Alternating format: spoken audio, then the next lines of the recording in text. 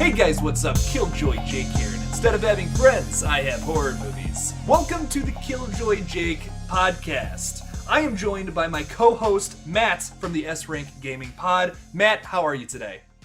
I'm actually doing terrible. That's horrible. It's not what I wanted to hear at all. I was hoping you were doing great. Yeah, I can't see my forehead, so that really upsets me. You're like this. It's like SpongeBob, where Yeah. Patrick can't see his forehead. Can't see my forehead. That's a great way to start off a podcast about a horror comedy. Great way. What are you drinking today, by the way, Matt? Today I'm drinking some lovely Monster Juice, the chaotic flavor. I actually haven't tried this yet. Jake was gracious enough to pick up some for me because I woke up at 5 a.m. today, which I guess you also did miraculously. Our menses are synced up, I think. Yeah. It's just a little bit creepy. That must be what it is. Mm-hmm. Oh yeah. So what are you drinking today? Water, because I have heart problems and can't drink energy drinks anymore. Yes, water. The source of all life. It is. You are correct about that. I am correct. This is going to be a silly podcast today. But speaking of the topic of this conversation, no, we are not talking about Monster Juice. We are talking about one of my favorite satirical horror comedies of all time, Cabin in the Woods. We're going to be doing an in-depth review of that film today. Very excited. Matt, are you excited? You seem really excited. Yeah. Tastes really good. The movie's fine. Yeah, I like it. I like the movie too. It's a good movie. The movie's fine, but I'm glad your Monster Juice tastes good. I'm very happy about that. The other thing I want to talk about is this is the first episode I'm releasing publicly on the channel. If you want to listen to the other two podcasts that I post every month, you can support me on Patreon. The link for that will be in the description of this video below.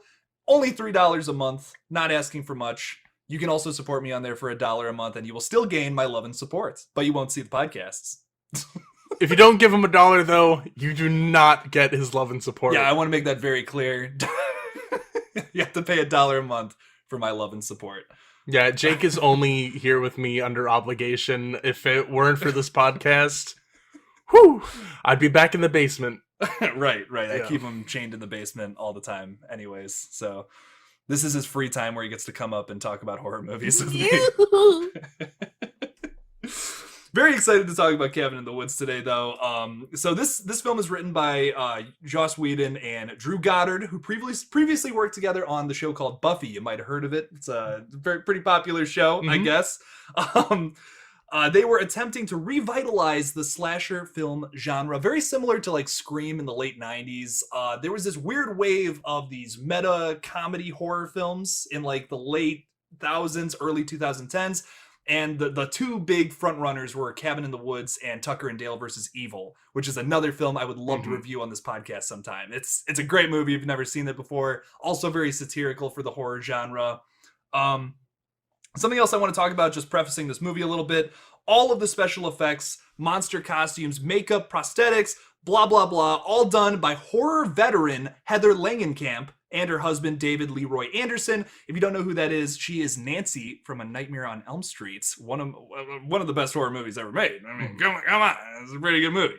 It's just kind of cool how she went from being an actress to being the, effects artist for all of these movies, right? Right, yeah. It's a super cool. Really interesting career she's had. I think she's even like writing and directing now. She like just did a short film last year. I couldn't tell you what it's called, but I remember hearing that on the Dead Meat podcast, who I am a very big fan of. Love those people over there at the Dead Meat studio, whatever you want to call it. I do like that man, John Dead Meat, Mr. Dead Meat. Yes, that is his full name. That's John his name, right? Dead Meat, yes. But big shout out to James and Chelsea. Love them. The OG release date for this movie, which is something I want to talk about a little bit, it was February 5th of 2010, but the film was indefinitely shelved by Metro-Goldwyn due to a whole bunch of weird financial reasons. They just did not want to release this movie. It was really like out there. Obviously, the premise is pretty crazy, pretty meta. It was really before its time, too. I say before its time, although like Scream came out 14 years or so before this movie. But horror movies didn't really get like that silly in that direction until like more recently, I would say, like kind of like Happy Death Day. It has very similar humor to like Happy Death Day, Freaky. I'm trying to think of more movies that have come out. Like, you ever see that zombie movie, Scout's Guide to the Zombie Apocalypse? That's also kind of like in the same vein of like horror movies that are making fun of themselves, and it's kind of like this revitalization of meta humor in horror movies, where they're like, it's I horror don't know. The only thing comedies. I can think of around that time is like Trick or Treat, but that's not like a comedy movie. You know what I mean? That's a straight horror anthology, I would say. I don't Yeah. know if that's yeah, I don't know. I mean, there's silly parts of it for I mean, sure. it's like I guess it's a movie that like subverts the expectation of your standard horror movie, but it's not really like a wacky, wild, you know Like what I this mean? movie, yeah, where it's Yeah. like just balls to the wall crazy. What I'm trying to say is, yeah, really not a whole lot that was like this. And it's a cool thing with Cabin in the Woods is like, um, oh, by the way, it's the Cabin in the Woods, not Cabin in the Woods. Have I been saying Cabin in the Woods the I whole think we've time? both been saying Cabin in the Woods I mean, literally the entire time. I looked at my Hulu thing, right, and I saw yeah. the Cabin, and I'm like, wait, where did that the come from? I never noticed that before. It's like when I found out that Alucard is just Dracula spelled backwards, it's like one of those brick shitting moments where you're like, how the hell did I not notice that? You know what? Something that blew my mind, which is I don't know why I never noticed this. Neo from the Matrix, they call him the One. If you rearrange the letters in Neo, Yeah. it's one. That blew my mind the first time someone told me that. I was just thought that was a cool name. Oh my god, it has a whole other meaning. Yeah. Yeah, but that one got me. the whole thing with the movie is like all the promotional stuff, and even if you just look at the cover of the DVD or the cover of the poster or whatever, I mean, yeah, it's like, oh, Cabin in the Woods, it's gonna be one of those generic horror movies, right? And that's like kind of the whole point of the movie is it subverts that expectation. Because you think it's gonna be, it has a Mm-hmm. generic title. It's like it was advertised pretty Mm-hmm. generically, and you go into this movie thinking, okay, this is just gonna be your standard I run think the mill teenagers go into the woods, and then oh man, it ends up being an explanation for literally every slasher movie that has ever come out, which I Mhm. think is really interesting. It's a Yeah, really I great think the premise. only hint really you get from the cover is like the fact that the cabin is like that weird abstract, like It's like a Rubik's cube. it's like yeah. Yeah, Hmm. but I love it. It's a That's like iconic that's cover. like your one hint that maybe not all is as it seems, and yeah, you kind of even get that just in the first scene of the movie anyway. Oh yeah, once you Yeah. actually start watching it, you're like, okay, something's a little more something is awry here. I'm not using that word correctly, but anyways, moving on though into like what I was talking about a little bit is that original release date. It was supposed to, like, this movie was made in 2009, it's supposed to come out in early 2010, and like I said, Metro Goldwyn just kind of shelved this thing. They Mhm. weren't interested in releasing it. It just wasn't anything that was it seemed too risky to put out because it's so crazy, and that third act is insane, you know. But then Thor came out in 2011, I believe, and was so successful, Lionsgate bought the distribution rights to the film and released it a year later in 2012 because of Chris Hemsworth, who's also in this movie Mhm. pre-Thor, and he looks so young. It's It looks crazy. weird. Yeah, it's so weird.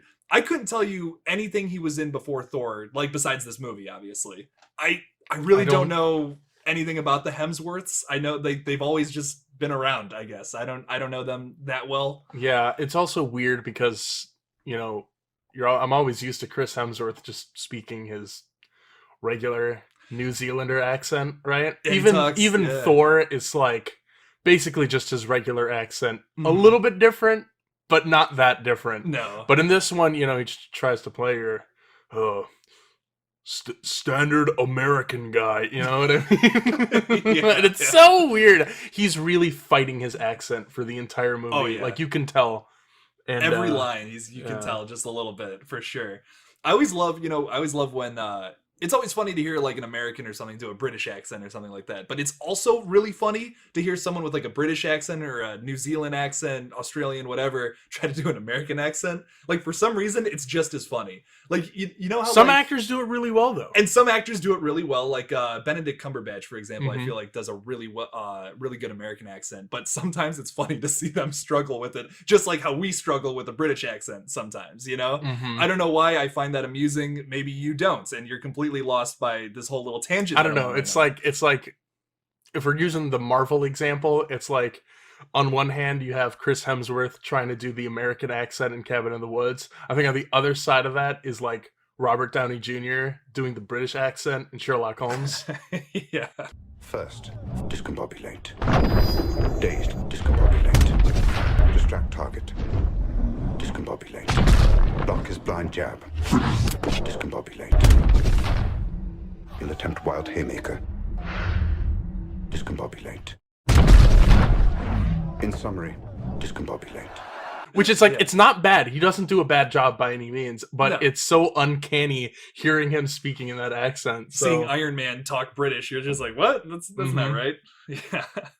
But anyways, this is the part of the podcast, unfortunately, actually, I don't really give a shit, where where we have to start moving into spoiler territory. So if you've never seen Cabin in the Woods, you might want to go watch it and then come back and continue to listen to this podcast. So we're going to actually start doing a deep dive into all the plot points and everything that really happens in this movie. So this is your last chance. We'll give you 5 seconds to click away, and then we're going to go right into it.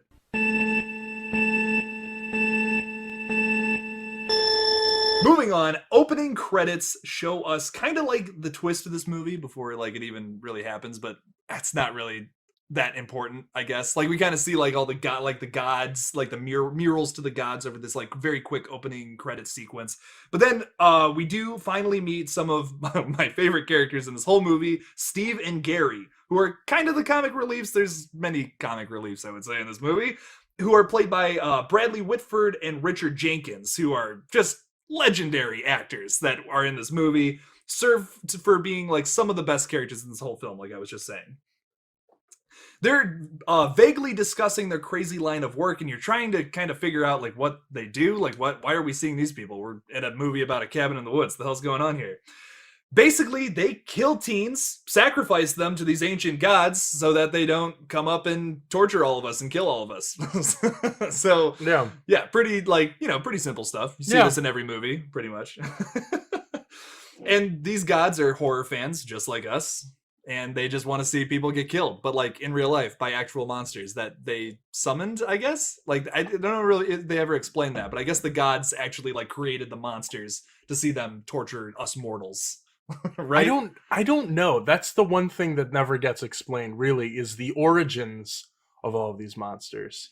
Sigourney Weaver does say at the end of the movie that like, oh, if the gods rise, like every person is going to die an agonizing and brutal death, probably by these crazy monsters. That's my assumption. Like they never actually like literally explain it, but that's what I'm guessing is the monsters just conjured them into reality, is what I'm thinking. But after a very silly opening sequence, we get a title card jump scare, which is pretty cheap. Are you even listening to me? Yeah. It's like mid-sentence, he just cabin in the woods jump scare. Yeah, like I said, this is a great scene. It makes something so evil and so it's something so evil, so mundane is what I wrote in my notes. I love it. And these characters are so great. They just play it off so silly, like it's nothing. They're I'm trying to think of the word. It's like not melancholy, but just like so melodramatic. Chill. Right? Not like the opposite of melodramatic. Like they're so chill about like something so horrible and vicious. But then we cut to our actual main characters, Dana and Jules, who this is just like what they're referred to as in typical stereotypical horror movie terms. Dana is kind of like the final girl virgin character, and Jules is the whore. I mean, I hate to say that word because it's kind of just a nasty word, but that's what they call her. So don't forget, this is 2009, people. You know, we're saying things that probably ain't so okay nowadays. But Dana tells Jules that she boned her professor, so she's not exactly so much of a virgin. So that she's kind of breaking the stereotypes here, which is something that plays a really important role in the rest of this movie. We meet a young ass Chris Hemsworth, like we were just talking about. He's got short hair. He doesn't have the long hair like he does in Thor. Wow, like seriously, I just want to emphasize, holy crap, this guy's young. And he's playing, like Matt was saying earlier, like the jock character in a typical horror movie. He's like, but he's not really like your stereotypical jock. He's actually like, yes, he's basically like And that's what's so great about this movie. All these characters, like, they're forcing these characters into the stereotypes, but they're all kind of not that, like, they're very different characters. Chris's character plays kind of like that, the ideal, like, student, you know what I mean? Like, really good in the academics, really smart, and really into studying, but is also, like, super fit and athletic, and he's basically like, oh, that's the guy you kind of want to be, right? Yeah. He's like Mr. Perfect, pretty much. But then, well, I don't want to get into it yet, but, you know. Yeah, but what happens in the movie, they kind of, like, force him into being the dumb jock who just wants to get laid and drink beer, bro. Yeah. That voice is just the best way to describe it. Like, that's the only way. Like, that's not what I think in my head. Yeah. Then there's also Holden, who is, like, the nerd character. Like, I don't know if nerd, maybe like the smart guy, the smart dude with the glasses who gets murdered. Not like, I wouldn't say, like, that character doesn't usually get murdered early on, but he gets murdered because he's just kind of like the really smart nerd that everyone kind of hates because he's annoying. Like, I hate to say that, but, like, yeah, that's kind of this character. He's like the underdog role in all of the horror movies, right? Like, kind of like the... Yeah, like, sometimes this character is a hero. Like, I'm just thinking, like, typical slasher movie. Like, sometimes you have a nerd character who like, maybe there's a really hot girl who's into him or something. There's always something weird about this character, and then he just ends up getting killed because, like, they don't know how to write him. At least with most slasher movies, you know, because that's just, you know, the lazy writing of slasher movies. Very, like, they become formulaic after time. And then there's Marty, who's probably my favorite out of the whole the five group that we meet at the beginning here. Marty is the stoner character, who I don't know if, like, they call him the fool later on, but, like, there's always this character in like your stereotypical slasher. He's either like a stoner, an idiot, comic relief, whatever you want to say. I'm trying to think, like, of a good example from an actual slasher of who he's trying to portray. Like, maybe Randy from Scream, but Randy's a little more, like, he kind of invented a whole new character for the slasher genre, like the meta horror nerd. Like, the meta humor in Scream is derived from Randy's character. So that's maybe not the best example. I'm trying to think, like, Friday the 13th is maybe, like, I'm trying to think of a character from that, but I got, like... Are there any stoners in Friday the 13th? It doesn't particularly mean, like, they have to be a stoner. It's just they have... Shelly from Friday the 13th Part 3. Like, that is who he's trying... Like, he's not trying to do that specifically, but Shelly would fall into the fool category of someone who's just, like, kind of a bumbling idiot who is silly, and you get a lot of laughs from this character. And in Friday the 13th Part 3, Shelly ends up, like, dying in a really silly way, and he's actually the person that has the hockey mask, and that's where Jason gets the hockey mask from. That's the first movie where he wears it. He gets it from Shelly, so that's a little fun fact for you. Marty is, like, the stoner version of that, and he also breaks the stereotype as well, because he's actually really intelligent. Like, he's very philosophical, talks about how society needs to crumble and all this, like, basically just stoner philosophy. He has a bong that looks like a coffee cup that, oh my god, I wish I had. That is so cool. Like, if I could have a one prop from a horror movie, it would be that, I think. Oh, it's pretty whack. Like, I don't even... Like, look, I wouldn't even use it for its intended use. You know what I mean? That's that thing looks like a weapon. I compared it to, like, you know, like Daredevil from Marvel Comics. You know how he has that billy club that's like his walking stick, but it becomes a billy club and he, like, transforms it. That's dead ass what it is. But it's a coffee mug that becomes a bong. Expand bong. That's what basically happens. And he basically sets it up that he's going to use this thing as a weapon too, which is I mean, it looks like a weapon. It looks like a nightstick. It looks less like a bong and more like a weapon too. Yeah, you know, you're totally right. When he does use it as a weapon, and when it happens, and a bong. when it happens, he whips it out. Like, you ever see, like, you know, when guards extend their nightsticks and just it expands? That's exactly how he does it. I'm like, this is amazing. That's the best weapon that any horror protagonist has ever used in a movie. Don't at me. Oh yeah, no, I 100% agree. It's fucking hilarious. But basically, all five of these friends, they're kind of meeting up to go to. I'm just gonna call him Thor to save confusion.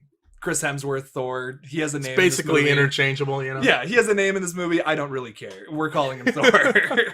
They're going to his cousin's country home which later on in the movie they reveal I don't even think he has a cousin. No. So, which I just thought that was a funny line. So they're leaving to go to his cabin in the middle of nowhere, of course, which is actually where all this shit is about to go down that we saw at the opening sequence about how they're trying to like this company, whoever they are, some government agency, is going to kill these 5 characters in a mock horror movie to entertain these gods. So as they're leaving, Marty, there's like a little scene where we get to see an agent on the roof, and he's talking like the eggs are out of the basket. He says something like, very stereotypical, something like that. Yeah, it doesn't really matter. Doesn't matter, but it's kind of funny. It's a good scene. It's a nice little touch. As they're driving there, though, Marty talks about how the world just needs to hit the reset button. Like I said, stoner philosophy. And he is sitting right next to a steaming pile of foreshadowing. Oh my God. Like his whole philosophy about everything just basically predicts how this movie's going to end. So kind of funny. Something I noticed on rewatch. I didn't get it the first time. Honestly. It was to the point, and you got to keep in mind, this was my first time really watching the movie.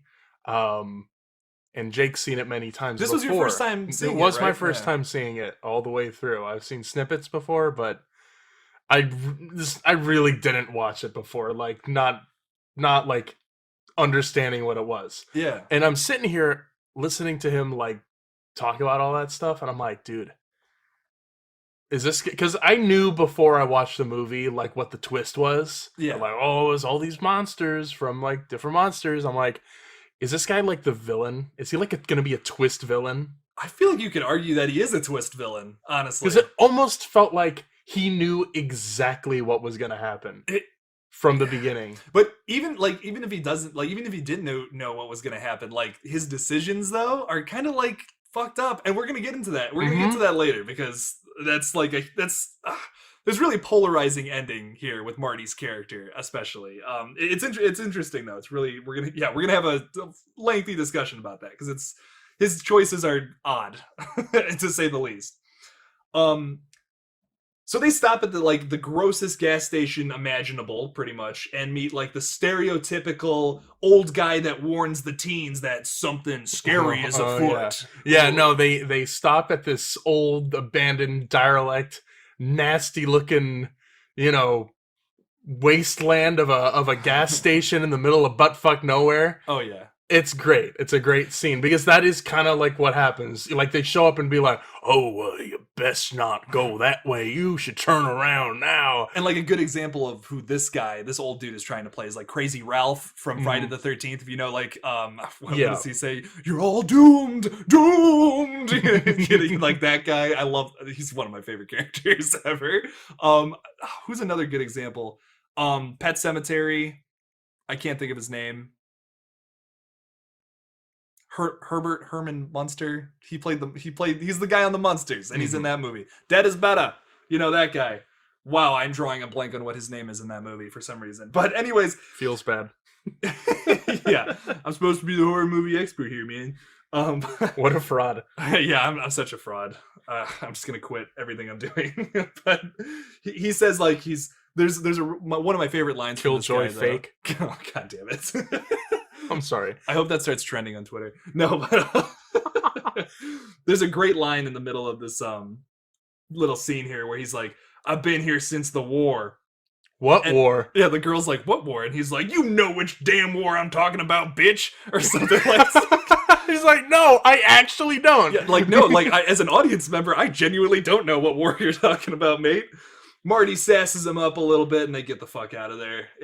Marty also has some great lines here. Once again, just making him my favorite character. But what's the one where he's like, "Oh, maybe next time you get out, they'll be paving the roads with actual road and the railroads, The railroads coming through here." Yeah, no, he has some really good lines here. Marty's fantastic. That actor that plays him did a really good job. So there's also a really important scene here where they drive through this tunnel. And you follow this bird that's flying through the sky, and it hits this invisible wall and just fucking dies, which animal abuse obviously is not funny, but this bird just kind of falling, just running into a wall and dying is a little funny. I'm not going to lie. Maybe that's kind of fucked up. But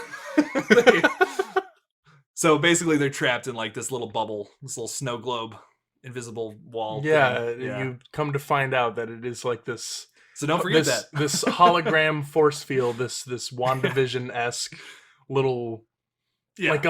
what's no, a better example would be because WandaVision's kind of recent. What's the one? It's Under the Dome. no, it's is that the Stephen King one? The Stephen King one, yeah, Under the Dome. Yeah. That's what I think of. Yeah, no, it's like an invisible field though, instead of like just like a glass dome, basically, or like the Simpsons movie. Yeah, like that's I don't know what that comes to mind for some reason. Man, that's a deep cut reference. Yeah, oh yeah, that's nobody knows what that is. no. But basically, they drive up to this cabin. Very obviously an Evil Dead reference. I mean, hard to argue that the cabin looks very similar. It looks dead ass the same. Even some of the shots are similar when the girls are walking up to it. And like the teens go inside, they discover a one-way mirror in Holden's room. Well, Holden discovers it and he starts watching Dana undress. Thankfully, this scene aged well because he knocks on the wall. But man, if this was in the 80s, he'd be watching her. He'd be watching the whole thing. Yeah. Oh yeah, and it would be like, God, hard to root for these characters. He'd be snapping into a Slim Jim, if you know what I mean. No, I don't want to know what you mean, bro. I really don't. So basically, they end up changing rooms, and Dana and Holden are just horrible at flirting with each other. They have like a little scene where they're like, "Ooh, I can't even remember what they say, but it's not good. They're terrible at flirting. It's cringe. It's very cringy. Dana then sees Holden changing, who you think like if you switched rooms and you knew there was a one-way mirror, like you wouldn't just start taking your clothes off and whipping your dick out. But no, Holden knew what he was doing though. Oh, maybe you're right. Maybe Holden did know what he was doing. He was like, fuck it, I'm just gonna whip my dick out. So basically he does that, and before we see any dickage, Dana puts up a poster. Or I mean a big picture above it so that she doesn't see anything. We do get to see his rock hard abs though, so pretty hot. Not gonna lie. I'm a straight man, but damn, this dude's hot. I love how I'm commenting on that and not Dana. What the fuck's wrong with me? Anyways, so we see that all of them are basically being spied on by the people in the government facility. So they're the real people all being spied on, which is kind of creepy if you think about it. So they've probably seen Holden's dick. Why am I'm talking about that a lot? I really am. You need to stop talking about. I can't get off of it, bro. What are you like? Are you like obsessed with his dick? A little bit. Like I kind of want it. I'm kind of upset we didn't see it. No, I'm just gonna. No. I have drugs written in here for some reason. I completely forgot why. I think that there's a line. There's a line about that. You have to do a lot of editing with this podcast, mate. But God. Mordecai, who we learn is the name of the old guy from the gas station, starts getting made fun of by Bradley Whitford's character in like a great scene in the laboratory. Bradley Whitford has him on speakerphone, and like Mordecai is just like going on this rant about how like the end is near, and like the apocalypse is coming, the rapture is gonna, all this biblical shit, blah blah blah, and they're all just laughing at him. Yeah, no, that seems really funny because when you find out that he's working for them, you just assume that all that monologue crap was just him playing a role, right? But then you come to find out, no, he's actually batshit insane, and that's probably why they have him. And that's why he got the part. I mean, he got the role for a reason. And they're like making fun of him, and he's like, am I on speakerphone? I can hear the echo in the room. It's okay, my bad. You're off speakerphone now. And he keeps going, and they start laughing at him. He's like, I'm on speakerphone, aren't I? And they all just crack up laughing. It's great. It's great. Oh my God. Fucking Bradley Whitford is a treasure. I swear to God. But then we get a stereotypical swimming scene. I had to turn away from the mic and scream that because it was really exciting. It's not that exciting at all. We just see them like grab. They just get wet. That's all it is. They're getting wet. They're grabbing ass. They're jumping into a lake. You've seen it a million times in every slasher film ever made. Blah, blah, blah. But then we get to a very interesting scene, which you probably have not seen in another horror film, the betting scene, where everyone down below bets on which monster the teens are going to pick to kill them, basically. Which I think it's a great scene. It's very iconic if you've seen this movie. Everyone starts partying above and below ground. The people in the cabin are like, they're kind of like drinking. They got a keg going. The people down below, they're already partying because basically all they have to do is release a monster on these people and kill them. You know what? No big deal. Whatever. Jules, all that I have in my notes is Jules is a furry because Jules's character basically they're playing Truth or Dare. She gets dared to go over to this wolf that's like it's like a wolf's head taxidermied onto like a plate. I don't know what the fuck you would call it. It's just on the wall, and she gets dared to make out with it and really gets into it. I mean, like a little more than a typical person would. Yeah, it's a little strange.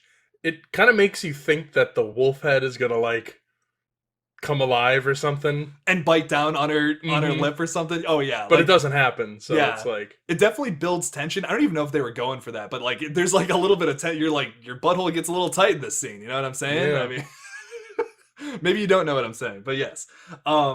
Yeah, so, but this is later explained because they're kind of like pumping Jules with like a bunch of hormones and stuff. Because they hormones. Hormones. But they're like kind of like they kind of talk about like they're putting like all these like pheromones and not hormones, pheromones into that'd be really weird. No, they're putting like pheromones into the air because they wanted Jules to be more of her stereotypical character that she's trying to play, which is the whore. Dana takes the dare after being harassed by Chris Hemsworth a little bit to go into the cellar, which just magically opens up by a gust of wind, apparently, which no one else is confused by that. It just decided to just randomly blow up, and then its doors open. They're like, hey, we should just go down there and investigate it. You know, stereotypical stupid horror movie shit. I'd be running away as fast as possible.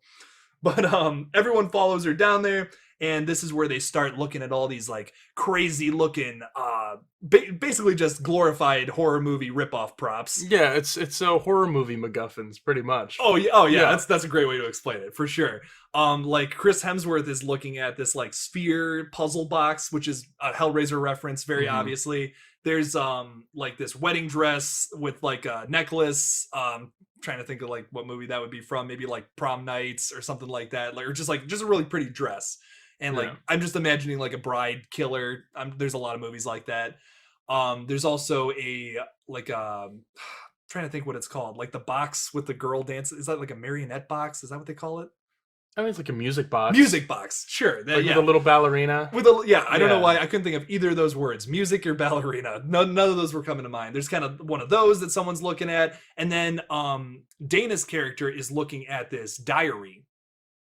And she's the one that ends up bringing all the attention to hers. So that what that kind of means is she activates whatever monster this is attached to. So then everyone downstairs, like the betting is like, oh, they picked a zombie monster family. Oh boy, maintenance wins the pot.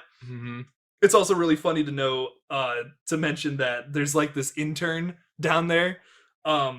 Is it like Robert the intern or something like that? Ronald's the intern. Yeah. And he like also bet on Zombie Family, and he has like a great scene where he's like, yeah, I fucking won. Like, I don't know why his character and they're like, really funny. No, the scene where he's asking him like, can I bet on the Zombie Family? I mean, you could, but you'll have to share it with maintenance. That's totally fine. Okay. He was just feeling it. He was feeling Zombie Family that night. I mean, what do you think I should do? Well, I'm thinking I just want this conversation to be over. Like, once again, Bradley Whitford, fucking hell, man, he kills it in this movie. Oh my god. But yeah, they win the pot. Really funny. Oh, and of course he wants his pick. We got to mention his pick. Oh, of course. And Steve, played by Bradley Whitford, because I keep saying Bradley, and you probably have no idea who I'm talking about. But Steve's character, he really wants someone to pick the merman because that is his favorite monster. And Chris Hemsworth at one point even has a conch shell in his hands, and he's like about to lift it to like listen to it, and he just doesn't get there in time. So they end up inadvertently picking the Zombie Family to come rise up from their graves and murder them. But and he gets like really mad about it. He's like, he was even holding the conch. He was about to do it. He had the conch he had the shell in his hand. It's like my favorite line in the whole movie. It's so funny. And once again, sitting next to a steaming pile of fucking foreshadowing. I also want to talk a little bit about some of the monsters on the betting board, which if you've seen this movie, you know exactly what I'm talking about. There's like this board with all these monsters, and it's like they have like a pot of money, obviously. They have their names written next to the ones they think they're going to choose. And some of the really interesting ones that I want to talk about, like we still aren't sure about some of these. But some of the... Yeah, there are tons of monsters that show up in the final act, and we're not sure if some of these names... Like for all we know, all of these names we're about to mention are in the final act. We just don't know which ones to attribute them to. You know what I mean? Right. There's some of our favorites were Reptilius, Angry Molesting Tree, Giant Snake, Hell Lord, Witches, Sexy Witches, and Kevin. There's also sexy vampires. There were sexy vampires too. I just want to know who Kevin was. Yeah. Was Kevin the robot? Maybe. Might have been the robot. I don't know. I remember when I was trying to think of like who is the robot referencing. All I could think of was Wall-E. Yeah. I don't know. I'm in the boat of I really think because of of all of the monsters that they show, because you got to remember that all of the monsters in this movie are like kind of like off-brand versions of like iconic horror movie stuff. Yeah. So, for example, when you're talking about like the Hellraiser thing, right? Yeah. You do find out that there is like a pinhead, but he's like, what is it, like Sawhead or Razorhead or something? Yeah, he's got like saw blades in his like attached into his head, basically. So it's obviously Pinhead, but it's not really Pinhead. And instead of holding a box, he's holding a puzzle sphere. You know, yeah. It's like great values Pinhead. You know, yeah, like the Aldi brand, Kirkland brand. Yeah, yeah. No, I get what you're saying. And I was like, man, this is really cool, but I'm kind of wondering why there wasn't a classic slasher villain type character. I'm talking like if you took like Jason and Freddy and Ghostface and just kind of melded them together. I totally agree. I don't know why they didn't have just somebody in a mask running around with a machete. I mean, there was one of the zombie guys from the Zombie family was kind of had like that slasher villain energy going on, but I just don't think it's the same thing. But what was weird is like there's a very clear reference to The Strangers, which is a movie that came out in like the early thousands, which is it's a home invasion thriller, and it's basically, if you've never seen that one, it's like these three people that wear masks. They come into these people's home and they like murder them basically in over 90 minutes, and these people look exactly like The Strangers. It's a very clear reference. Why did they reference that movie and not fucking Friday the 13th or Nightmare on Elm Street? I don't know. It's weird because there's also a little... That's the scene where you see the monitors. There's a Leatherface one too. There is a Leatherface. Okay, you're right. Yeah, there was a So I guess Leatherface that might be it. But I just feel like there should have been a scene where it is like knockoff Jason, like a dude in a goalie mask. You know what I mean? Yeah, something like that. That would be really cool, and make him like... I think the running gag should have been that he's like the ultimate monster, and after all the monsters are taken down, he's still alive, and he's funny. Like all mutilated and like, but he's still going. Yeah. And instead of a machete, it's like a cleaver's knife or something like that. Yeah. Or a butcher knife or something like that, and make that Kevin. Because if you really think about it, think about the names of some of these iconic slasher villains: Jason, Michael, Freddy, like. Those are your next door neighbors, you know what I mean? That's not the name of a slasher villain, right? But they are. So Kevin's like fits right up there with those. That's what I think it should have been. I think that's the biggest missed opportunity, is to have like a Jason reference and just do great values Jason. You could have done a guy with the goalie mask who also has like Freddy claws, but then he also like just a bunch of stupid shit. Just has together. all of the stereotypical slashers just kind of mixed into one. And something I talked about, something I like to talk about on my channel a lot is like something that horror movie parodies get wrong all the time, which I find so funny, is that whenever they're trying to portray the typical hockey mask wearing killer, They always give him a They chainsaw. always give him a chainsaw. Jason has never used a chainsaw before. I don't even think he's used power tools really in any of the movies. I think he used power tools in part 7, but he's never wielded a chainsaw before, which is so interesting. That's that's Leatherface's thing. It's Leatherface's thing. They get that. They commonly make that mistake whenever they're doing a parody of Friday the 13th, which would have been great to touch on in this film. I feel like if any Jason was ever like fake Jason was ever going to be wielding a chainsaw, it would be this movie, and it would be acceptable because that's funny that they always get that wrong about him. But yeah. So I want to, maybe we can investigate that later, see if there is actually like, what is Kevin supposed to be? Because I'm sure there's something somewhere. That might have just been like a joke. I mean, it might have been. It might have just been a joke. Maybe that was one of the cast members or one of the production members, and they're like, "Oh, it's Kevin. Let's put him on the board. It'll be funny." Fuck you, Kevin. Kevin's a funny name too. Like, no offense to the Kevins listening to this, but like, Kevin is it's just I don't know. There's something funny about it. I don't know what it is. Yeah, it's like the sea cucumber name. So sea cucumber. Hi, Kevin. Hi, Kevin. I am your biggest fan. Okay. All right, we gotta move on. Let's move on. We still got a lot of ground to cover. But Marty starts. Just like moving on, going into this plot a little faster here. Marty starts picking up on all the weird stuff happening. Like, everybody is just like acting really weird. Jules is sexy dancing, making everybody uncomfortable. She's being, once again, I hate saying this word, but she's just being more of a whoring out than usual. I'm gonna get so canceled for this. Dana and Holden, like, they start flirting a lot now. Like I said, like, pheromones are just being pumped into this air.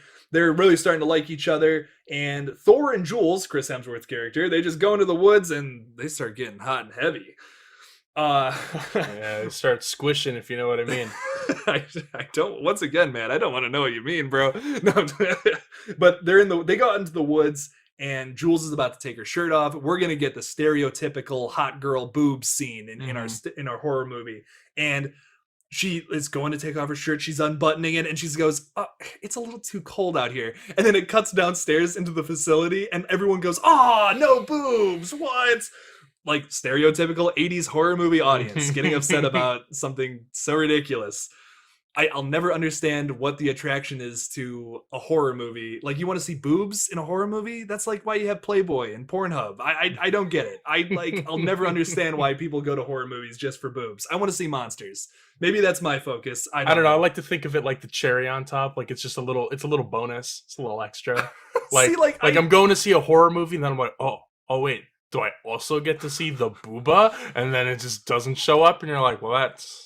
To me, it's almost like, when you're like, let's just say theoretically, like, let's say you're eating a slice of pizza, and then someone threw like some chocolate on your fucking pizza. It's like, that sounds disgusting. Right. Like, I like chocolate, I like pizza, but I don't like them in the same place. Like, I wouldn't love to be watching a horror movie and then go and like see like fucking porn. I guess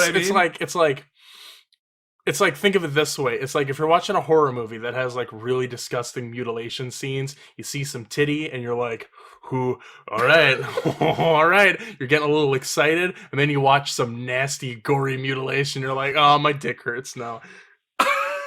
See, I guess we're all just trying to get different things out of horror movies, man. Like, let me ask you a question that has nothing to do with Cabin in the Woods. It's just a general horror question. Yeah, of course. Oh, yeah. Do you ever watch a movie that has like nasty mutilation scenes and then like that part of your body kind of hurts a little bit? Yeah, because they're like, you know what I mean? Like Saw, watching Saw is very tough. And it's just like, ugh. Yeah, kind of hurts just thinking about it, right? Yeah.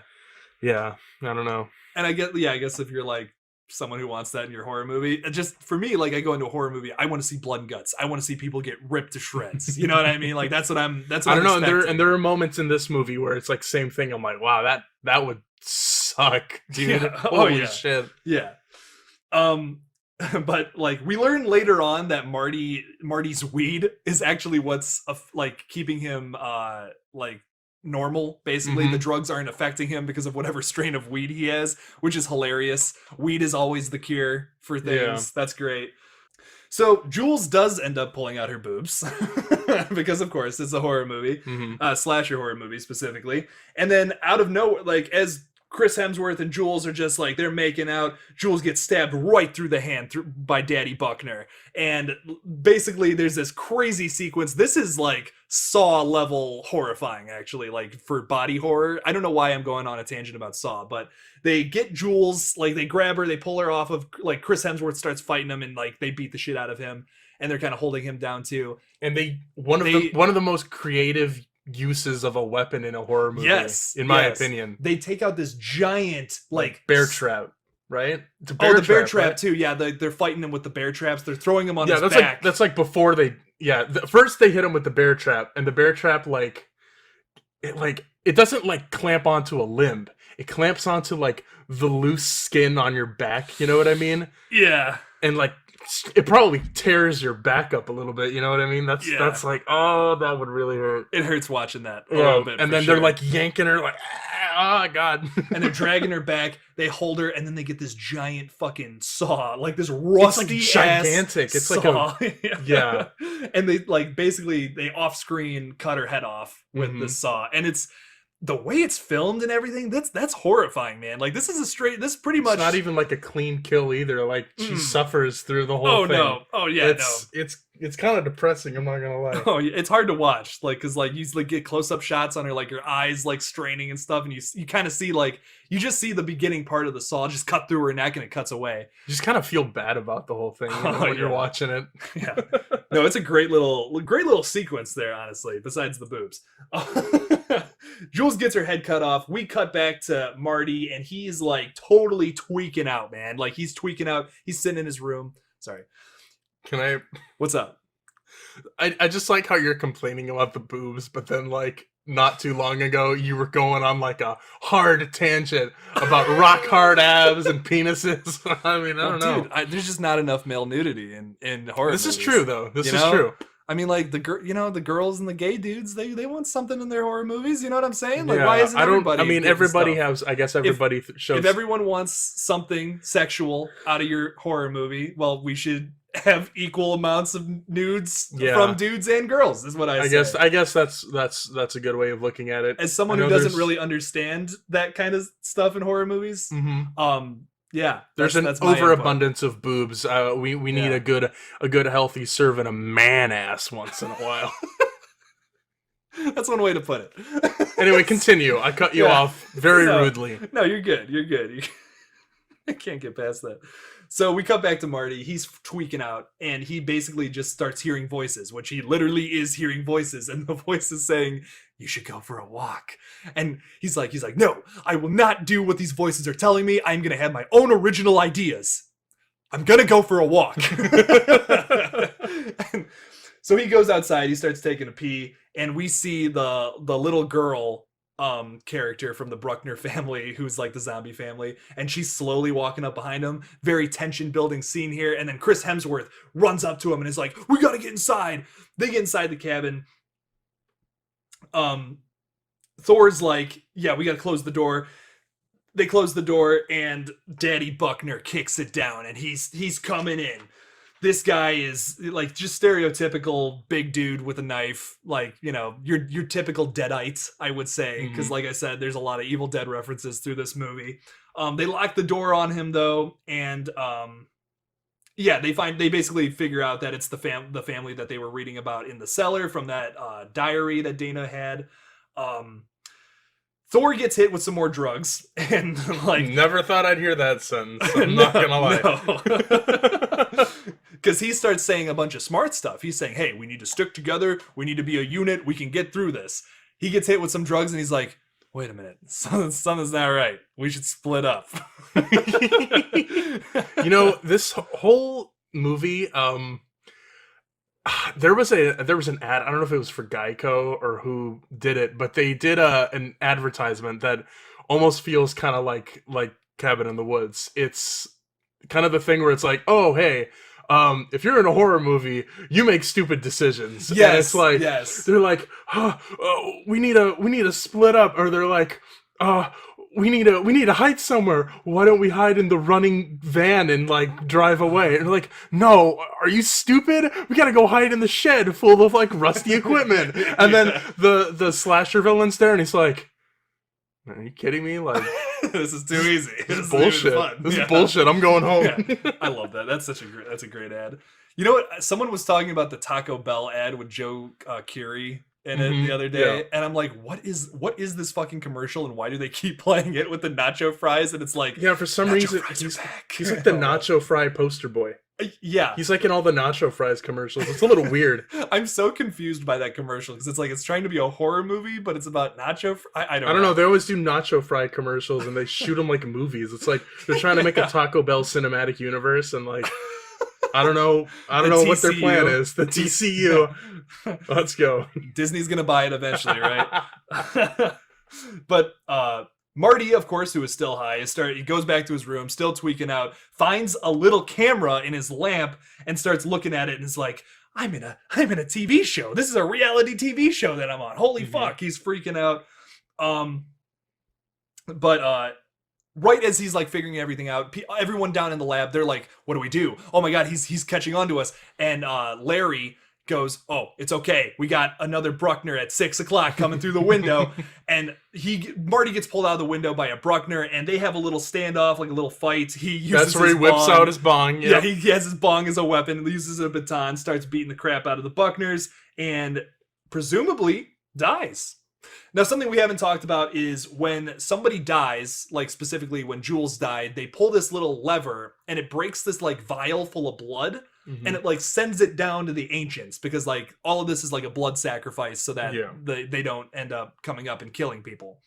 But when they do this for Marty, something goes wrong. Like something's very wrong here. They're like, oh, like, why is everyone, the guy, like the ancient god or whatever, is like freaking out like underground, and is like, you get all these like rumbles and stuff. He's angry for some reason. They're like, what's up with that? That's weird. That's gonna come back later. Dana, Holden, and Thor get attacked by the Bruckners, and they hide in the little crawl space underneath the house. It's separate from the cellar, I guess. Dana murders the fuck out of one of them with like a little like trowel or something that they got. And this is, once again, they use those bear traps in this scene to pull up Holden by the back. Also looks very painful. Like great little addition here. So the remaining three, they get away in the trailer. They're kind of they start driving away, like trying to get through to that tunnel. It cuts down. We get like a little scene in the facility, the government facility, where it shows Japan, and the little girls who are supposed to be sacrificed they beat the monster.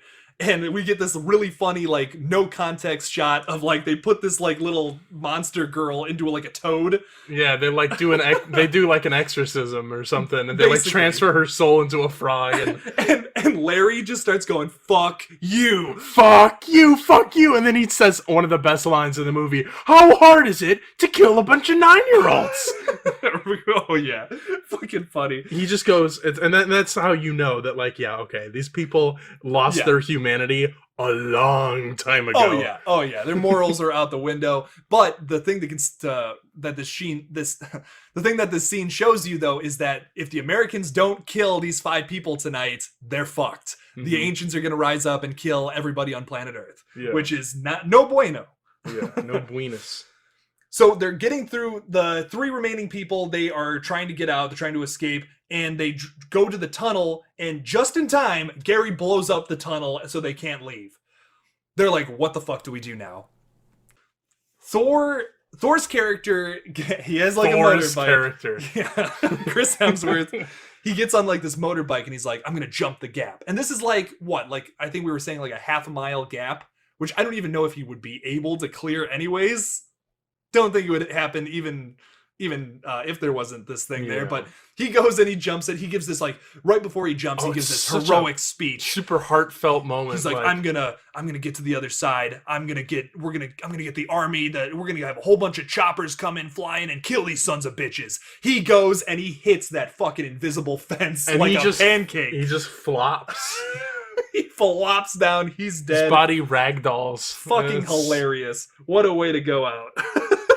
So they're like, well, Dana and Holden are like, what the fuck do we do now? It's wonderful, though, that scene, because, again, Chris Hemsworth is basically what sold the movie.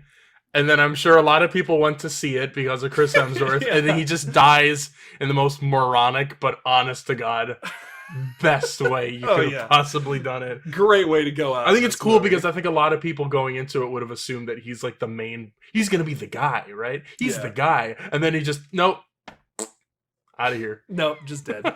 I've been saying Larry this whole time. His name's Gary. My bad. I just want to correct that real quick. So they're Holden and Dana are driving away, and like mid-conversation, Holden gets stabbed through the neck. One of the Buckners, I think Daddy Bruckner, I'm calling him Daddy Bruckner because I don't know their names, stabs Holden right through the neck, like through the seats. It's honestly, it's probably the least impressive death out of all of the... Yeah, it just kind of happens. Kills. He just kind of gets killed off, like, nonchalantly. It's kind of weird. It's probably the least interesting death, but it does end up, like, the RV flips over into a lake and stuff. It's pretty cool. Like, it makes up for it a little bit. It's not a bad death by any means, but it's probably just the least interesting out of all of them. So Daddy Bruckner and Dana are kind of, like, having a face-off, and Dana's just done. Like, she got into a car accident. She's been beaten up. She's at the end of the horror movie, basically. Mm-hmm. And... they explain downstairs, like, first of all, they're partying because they think they killed all 4 of the people that they had to kill, but they explain that Dana's the final girl, so it really doesn't matter if she lives or dies, because just think about any stereotypical slasher film. The final girl is the final person alive, and she usually has a final girl circuit where she sees everybody dead, and then she either kills the killer or the killer kills her. One way or the other, doesn't matter. So they're celebrating, they're cracking open the cold ones, but then... this movie moves into the third act. Probably the craziest part of this movie, the big twist of it all. Marty is still alive. And the red phone downstairs rings. And it's basically their boss, like Steve and Gary's boss. And they say, hey, something's wrong. The ancients are not happy. I don't know what's going on. And then we see Marty up above ground, like at the lake where Dana's being murdered right now, basically. And he has his bong weapon, and he beats the shit out of Daddy Bruckner, whatever. Words are hard. He beats the shit out of this guy, kills him, and they're like, and Marty's like, hey, Dana, I found this fucking crazy thing. You got to come with me right now. So basically, Marty takes her over to this like elevator shaft, which is underneath the grave where the is it Bruckner or Buckner? It's gonna fucking kill me. The Buckners, to their grave where they came up, and it's like literally that you go inside and there's this fucking metal like modern elevator down there, which is so cool. Really interesting twist. He even has a really funny line here where it's like there's like a pile of guts of one of the zombie family members, and he's like, oh, I had to kill her with a trowel, which is it's great. Honestly, it kind of reminds me of almost like Resident Evil. You know what I mean? Where you find the secret underground laboratory that's been there the whole time, and it's like super futuristic and advanced. Oh yeah, I would love to see. You know what would be interesting to see this movie from like our main character's perspective, where they have no idea what's going on and they're slowly figuring out everything. That would make this third act like so much more of a twist. You know what I mean? That'd be an interesting like actual like instead of a horror comedy, like a serious movie. You know, like a serious horror movie. That would be a pretty Just cool. call it the horror cut. yeah, something like that would be very interesting. Moving on though, we gotta get through this third act because it's probably my favorite part of the movie. Marty, like they go down into this little area. I can't even explain. It's hard to explain. So like, okay, it's basically like this huge, it's kind of like a cell block, I guess, where they keep all the monsters. And that shaft that they went into is like, it's kind of like the release area, I guess. So like all these monsters are in different cubes, and I'm guessing what happens is the cubes shift around, and whichever monster is selected, that cube gets shifted into place, and then they come out through that little grave area. And that's how they get released. And this is where we get all those monsters we were talking about earlier, like very obvious ripoffs of things from other horror movies. We get werewolves, a pinhead look-alike, a crazy robot with a saw on it, which is like one of my a giant favorites. Giant spider, a giant snake, a huge tree, angry molesting tree, apparently is what it's called. There's your another Evil Dead reference. Of course, another Evil Dead reference. This is like the most iconic shot from this whole movie, I would say. Like if there's one thing you remember, it's all the cages full of monsters, which they spend so much time on. Like I remember watching the behind the scenes for this, and like they had all these crazy like different sized glass cages for like different monsters to fit in. Like one was like a really tiny one that they got like a normal sized human to go into. So it looked like a really big dude was like trapped in there, you know? Yeah. And he's like all crumpled up in there. And then they also had like a really big one that they put normal people in, and it made them look like really tiny people, like just regular people, but like really small and like killers, you know? Yeah. Really interesting how they did all this. Mostly practical too, which I appreciate. They mixed CGI with practical effects.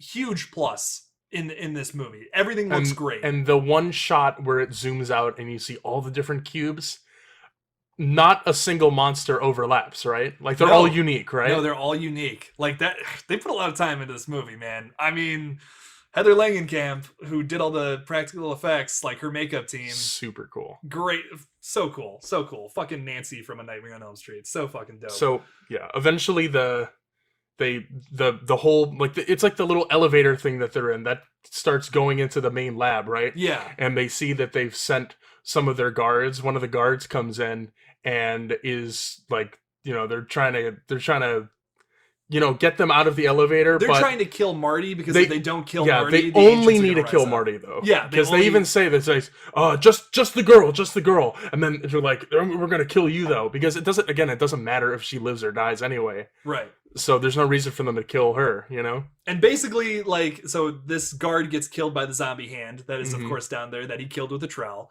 Yeah. Or he doesn't kill the guard, but it like knocks him down, and like Marty pushes him against the wall, and they get out. They hide in this little like control room, which of course has a very obvious big red button that unleashes all the monsters. They of course press it, and hell just breaks loose.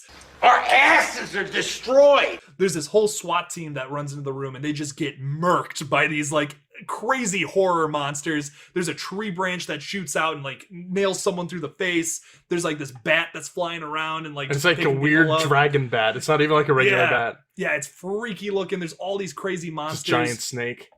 There's a giant snake. We get this like montage of like everyone in this government facility just getting murdered in all kinds of crazy and horrible ways by different monsters. There's these people who are like spitting acid into like the dude's face, and the dude's just squirming there like with his face melting. There's a unicorn that stabs someone through the gut multiple times, which is fucking hilarious. I wish we could have seen Kevin.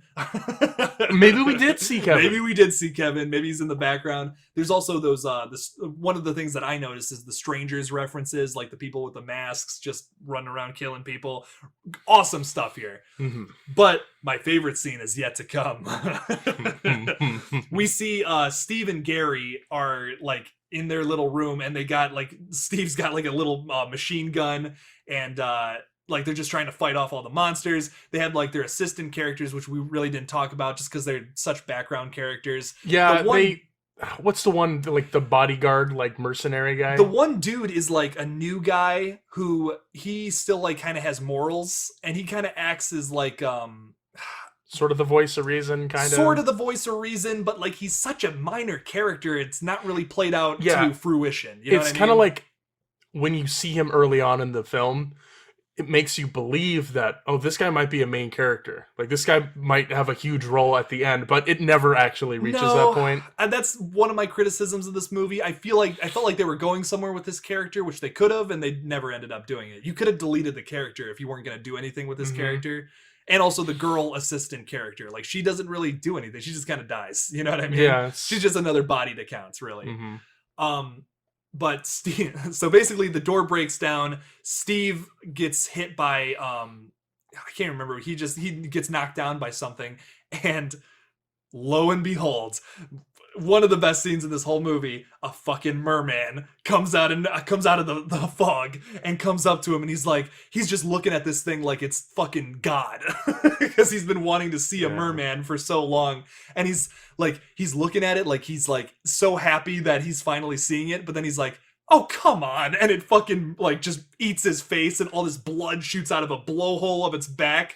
so fucking cool. It's like a nasty, ugly looking merman too. Yeah, You know? yeah, it's so fucking nasty. I love it. I would love to see like a prequel or a sequel to this movie where we get some more merman action, because Oh, that yeah. is one of my favorite monsters that they created, I think, at least for this movie. I don't really know if that's ripping off anything. Like maybe Dagon. You ever see Dagon or Dagon, whatever the hell it's called? It's Kind of about, like, reminds me of all these fish people that like murder people. I don't know. I mean, it's kind of. I know this is obviously not what it is because it came out after it, but it reminds me of The Lighthouse, like the weird Yeah. mermaid vagina stuff, and like, yeah, kind of remind. Have you ever seen Tusk? yeah, Tusk too. Yeah, very that's similar to that. Mhm. Oh yeah.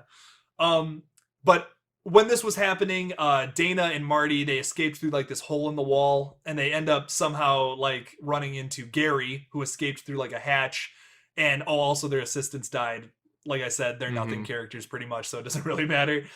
Gary ends up getting stabbed by Dana on accident, and she says, and he's like basically tells her like, "Hey, Marty has to die. Like Marty has to die." And he's like, kill him, please. Kill You him. gotta kill him. and he dies before he can explain, basically. So they end up making it to like this little like ritualistic room where the gods are, basically, and they're standing on like this stone platform, and Sigourney Weaver shows up, who is like running this It's operation. kind of a cool twist reveal. Very cool Yeah. reveal that she's in this film. There's even we even think that Reptilius is a alien ripoff too. 'Cause And we you kind of do you see the thing in like one of the monitors when they're showing all the Yeah. surveillance? you kind of see like its foot, so it looks like an alien foot. It's kind of like it kind of looks like it's a cross between the xenomorph and like a velociraptor from Jurassic Park. Yeah, very much so. Something Yeah. like maybe that. Pumpkinhead too, because Pumpkinhead is a very clear alien ripoff too. Mhm. So we kind of see that. So that's cool that she's in this film. Fucking awesome. She's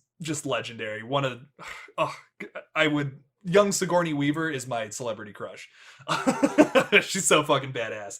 But she's in this movie, and she basically explains to Marty like, hey, like we've been doing this for a long time, keeping these ancients down so that they don't come up and fucking murder everyone and ruin society. And Marty's philosophy, like he talked about earlier in the film, is we need to just hit the reset button anyways. But here's the fucked up thing. Marty is gonna die one way or another, right? Like he's either gonna die because the gods are gonna shoot up and kill everybody, or he's gonna get shot in the face and then nobody else dies. If I'm a pot smoking hippie who just wants peace and love all around, wouldn't your decision be, okay, yeah, just shoot me in the fucking face and get this over with, and then no one has to die? Cool. We can just go about living our lives.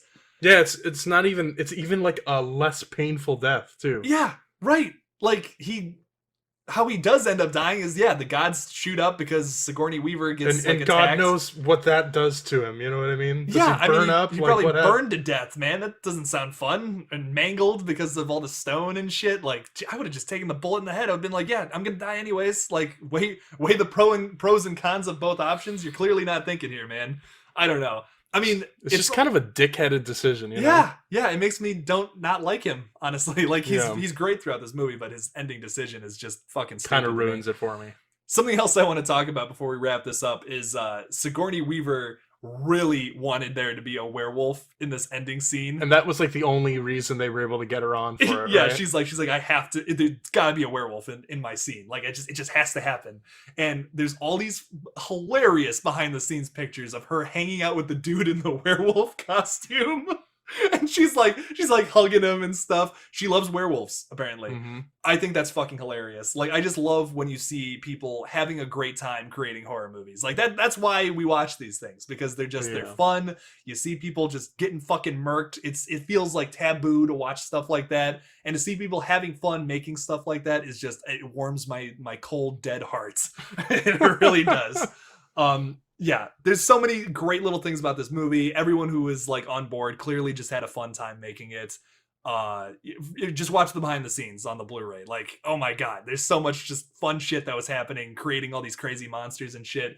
The process of making this film just sounds like so much fun. Absolutely. But yeah, like I said, it ends with the gods coming up and killing everyone on planet Earth. Seemed like a kind of an unnecessary conclusion. Like, I think it's I don't really know. interesting. Like, obviously, no other film has stepped into this kind of territory. It does something very different.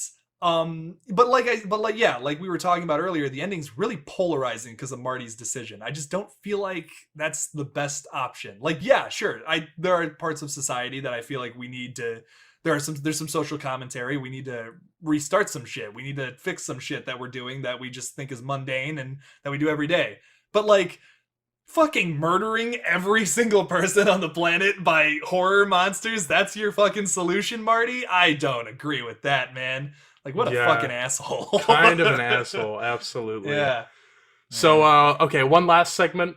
Now that we've gotten basically the movie out of the way, were there any monsters that didn't show up, or at least things we didn't catch, besides, obviously, the hypothetical Kevin that we went over in more detail? Was there any other monsters that weren't in the movie that you think would have been kind of cool? You know, like I was talking about with the robot, like that's like it's probably not a Wall-E reference, but it's probably like a chopping mall reference, Terminator, whatever, like robot horror. Something I would have loved to have seen in this movie that we didn't see is a fucking killer doll, dude. Yeah, that's so weird. Like Chucky. Yeah, like a Chucky ripoff. Yeah. We barely got, like, besides like the Evil Dead, there was not a whole lot of 80s monster references. There weren't even a lot of like classic stuff. Like there wasn't like a Dracula ripoff or a Mummy rip. I think the Mummy was on the board, but I don't remember actually seeing the Mummy. There might have been a shot with the Mummy. It wasn't long though. It was quick. It was very quick. But yeah, a lot of the references in this movie were like obscure stuff, which I appreciate as a horror fan, but like as a casual movie watcher, like I would have loved to have seen more like Jason references, more Michael references, like typical everyday horror villain. I think it would have been cool to see. There was a Pennywise reference. There was a clown. There was a clown. Yeah, so I was just gonna say Pennywise, but no, there's a very obvious Tim Curry look-alike Pennywise, which I think is cool. But no, I think and I guess this goes with the same thing. If they're not going to have like classic Universal style monsters, I don't see why they would include this. But I would have been down for more of that like 50s style creature feature type things. There's the giant spider and the giant. I think there is like a kraken at some point. Oh yeah, there's like a tentacle that comes out. So I guess that kind of fills that. I would have been down for. There weren't a lot of like alien type things, right? I mean, there's like the sort of xenomorph thing that. Really, that's like debatable if that's even what it's supposed to be. I think like a the day the Earth stood still, like 1950s style, like gray men, something like that would have been kind of cool. The people spitting like the acid that might have been like pod people, but I don't know. I don't know what. There's like a face hugger type thing, right? At some point, is that what it was supposed to be? That jumps out of the elevator at the guard. I think at one point. I think it would have been cool seeing what's the movie? There are a lot, like, not to disparage this movie, because there's a lot of great horror reference that if you're a veteran of horror films, you've seen a lot of them, like even the obscure ones, you're gonna appreciate the stuff in this movie. But just the fact that they don't have obvious references is like, I feel like we were saying there's the Kraken, right? And we're like, why isn't there a giant shark in a tank? That would have been perfect. Oh, and just spilled out, like all the water spilled out. He's just flopping there. He's flopping, but he's still like doing shit. You know what I mean? Like he's still effectively killing things even out of the water, or like killer dolphins or something like that. You know, there is a unicorn. I mean, there is the unicorn. That's I guess that kind of makes up for it. I would have liked to see something like have you ever seen Mimic? Like those like giant crickets, or something like that, or there's a lot of giant monsters, or some weird Cloverfield. You know how they're like those weird like parasite things like in the middle of the movie. Yeah. Something like that. Something like infectious would have been interesting, or like just something totally injecting like venom into somebody, and like you see their veins like get all black and like just, and you see them like start like vomiting things. Or like cockroaches wearing human skins, or monkey people. That would have been kind of cool. Like a Planet of the Apes style, like monkey people like would have been kind of cool. Like upright walking apes. Yeah, there is a weapons. King Kong reference at one point on one of the monitors for the different countries. You see because you see that all the other countries are failing, right? And you see like a King Kong type gorilla like underneath a bunch of rubble, like they killed him. They killed him, and it says fail on it. I was thinking like, hey, do you have the Japanese thing with like the demon girl? I'm like, Why not just unleash Godzilla? Like, wouldn't that make sense? They Right. probably have that. Just unleash more monsters. Like, it'd be a shitty horror movie, but Mhm. everyone would fucking die. Yeah, I You're actually right. think, and this is, again, a minor nitpick, at the very end of the movie, you see, you know, like, the hand of this god comes out, and then it just cuts. I think it would have been kind of cool to see some, like, more destruction, but maybe that's just me. I like to Yeah. think, like Little Shop of Horrors. Have you ever seen the Yeah. uncut ending that's, like, them destroying cities and stuff, and, like, the plant grows and multiplies? Yeah. Something I know like what you're that, talking and about. you see, like, a bunch of stuff. I don't know, that's just me, though. Less is more, in my I opinion. think so. You know? I think at the end of the day, that's it. And you also got to remember, it's like the budget would get like way too high if they did like more than that, and then I feel Yeah. like you would have sacrificed 'Cause a other lot- parts of the movie with that budget. You a know, lot went into that ending shot too. Like, that's also CGI mixed with practical. Like, all those trees and shit, that's a little scale model Yeah. that they used. And then they had someone's hand go up like this and then do that. and for then that they just scene. like masked the lava Yeah. style Yep. look to it. Isn't that fucking crazy that they did? Like, Mhm. dude, they went hardcore for this fucking movie. I love it. I love every little detail I hear about this movie. It's just so much more interesting to me. I don't know. Fucking great movie. One of my favorite horror comedies of all time. Definitely goes on the top Yeah. 10 list. The only thing else that I want to mention, and I brought this up to Jake a while ago, is the idea of there being like a hero character. And I actually thought when I saw the murals, when you know they do the blood sacrifices, I thought that's something that they were building up to, and not really. But I'm like, how would it be if they had like a Van Helsing type character that is like locked away, and they're like, we can't have this happen, or else it'll ruin everything. Now, I was thinking about this, and what I wanted to talk about is how, like, who Ash, like, specifically Ash's character from The Evil Dead, what like stereotype does he fall under? And I would say he's a final guy, Mhm. like, instead of a final girl. Like, he's kind of the same character as that, but just the male version of it, which is weird because it's typically a girl. But there are a couple of final guys out there in the horror realm, like Friday, not Friday the 13th, A Nightmare on Elm Street Part 2. Mm-hmm. The main character of that is a dude, Yeah. and he's kind of a final guy too.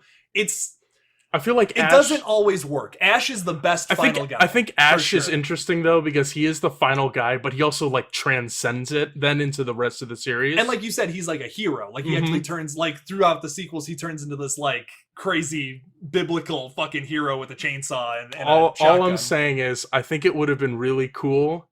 I don't know if this would have worked out or not, but it could have even just been a gag. Bruce Campbell as Van Helsing, and then he just shows up and they're like, don't worry, you guys are safe now, and then he just gets offed by one of the monsters immediately. Yeah, that would be pretty.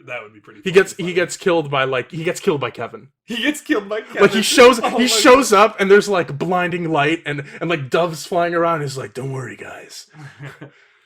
Have you ever seen? And then he just gets stabbed through the chest. Have you ever seen John Dies at the end? No. There's that whole movie is also like came out around the same era, very meta humor horror film, and has a scene just like that. Like, literally at the beginning of the movie, like when they're getting attacked by like this monster, basically. They're all at this bar, and this character comes up, and he's like, they label him as the hero, and he's like, I'm here to kick ass, take names, and then suddenly the monster comes out of nowhere, and just fucking kills him, like, dude, right at the beginning of the movie, like, it's fucking, like, literally that scene you just described is in that movie, which is fucking hilarious. I think that would have been kind of funny, but In this movie, for sure. Oh, Oh, yeah. yeah, no, it definitely fits this movie. Check that out though. John Dies at the end. I Mhm. think that's what it's called. It's Somebody Dies at the End is what the title. I don't know. As a new viewer, I was honestly expecting a Bruce Campbell cameo, but it didn't This happen. movie is definitely in need of a Bruce Campbell cameo, Mhm. for sure. Oh yeah. But that is unfortunately where we're gonna have to end the podcast today. Thank you all for listening to this. Like I said at the beginning of the podcast, this is like I'm gonna do a public episode once a month. I'm thinking maybe if this one does well, you'll be able to check out the rest of the podcasts on my Patreon. The link for that is in the description below. Please check that out. I really need some support because as you know, I'm working on a Scream fan film that is very expensive. And let's just say I don't want to pay for this thing out of pocket. So please help me out over on Patreon right now. Check that out. Link in the description, blah, blah, blah. Also, don't forget to check out S Rank Gaming Podcast. That's Matt's podcast. You want to talk a little bit about that, Matt? Yeah, we currently have a bunch of episodes pre-recorded. We had to take kind of a break just due to some personal reasons, but we got a lot of content planned. I'm really excited to get to editing that and putting that stuff out. We got some interviews coming up with some industry guys. Small scale independent stuff, but I'm still really excited about it, and I hope you guys would be excited about learning some new stuff. If you want to hear me blabble on about video games and weird shit, and then of course I got Jake on for a couple episodes as well. Yeah, we talked about Resident Evil in one of your main episodes, which was exciting. Yeah, so if you want to hear more of this, if you go and binge all of Jake's episodes, and you just can't get enough of Matt and Jake being absolute freaking morons on the mic, go check out the S Rank Gaming Podcast. Hell yeah, hell yeah.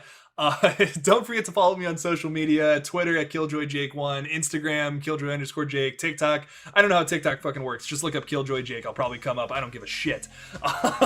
Biggest thing, though, make sure to subscribe to my YouTube channel. I just hit 3K. Thank you guys so much. I love every single one of you, all 3,000 of you. Thank you so much for that.